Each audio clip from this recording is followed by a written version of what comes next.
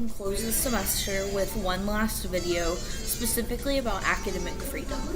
What we see with academic freedom is that it's the ability for someone to write and or speak in an academic fashion without the fear of repercussions on a professional or legislative level. What we see is that this is a very reasonable protection that we provide, but on the flip side, it's also something that's incredibly dangerous because it does allow and preserve hate speech and things like that are going to be infringing on other people's rights. And if we're infringing on other people's rights, then there's no reason for us to be speaking at all, because the goals of the United States are equality, and they're about trying to make sure that every person has the right to life, liberty, and the pursuit of happiness, i.e. our inalienable rights. If we're put in a position, though, to where someone's speech is violating our inalienable rights, even if it's not a First Amendment exception, what we uniquely see is that is going to disadvantage the people of the United States, as well as putting them in a very difficult position. So, when we look at it in the context of academia, what we have to recognize is that there are limits to what we could classify as academic freedom. If we're classifying academic freedom as all speech, we're going to be limited in the discussions that are actually going to happen because people feel like they can say anything without any repercussions. So we ought to limit them only so that we can actually generate conversation.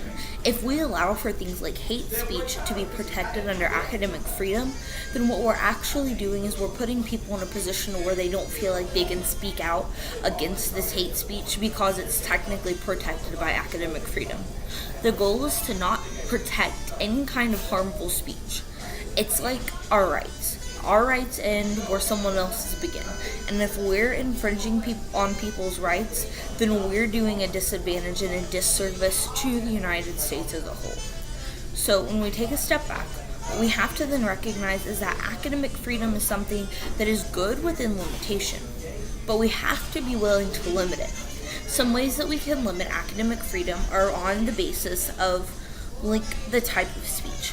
So hate speech, disenfranchising race, gender, or some other marginalized body, or just being like Anthony Scalia and just knowing when we see it.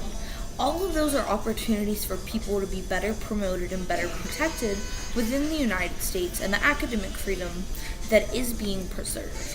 Now, the interesting thing about academic freedom is that by definition, it is only to people that are teaching and or employed by academic institutions, which means that students that qualify and say that they are using their academic freedom to speak hatefully, they're not actually protected under that.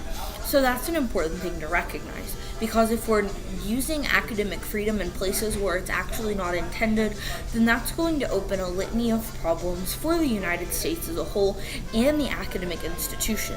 If we're harming the academic institution, there are two main impacts.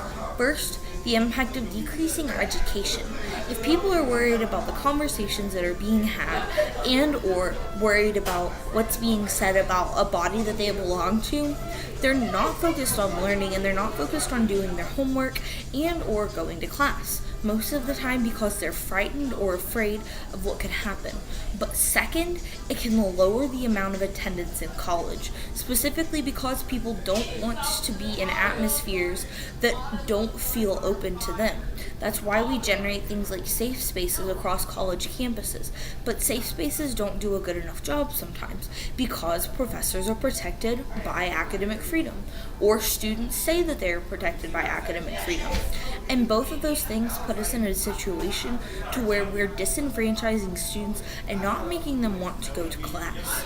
Either of these impacts are harming individuals' ability to be productive members of the United States system because we're not providing for them the opportunity to feel included, to feel like they have a place, or to feel like their rights are actually respected and preserved.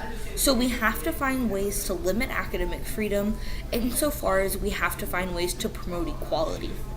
It may seem like we're limiting free speech, but it's kind of like a social contract. There are certain parts of your rights that you're going to have to give up in order to be fully protected by the government. And being willing to preserve some of academic freedom and limit other parts is going to be a significant impact and allow for more conversations within college campuses. Thanks, y'all.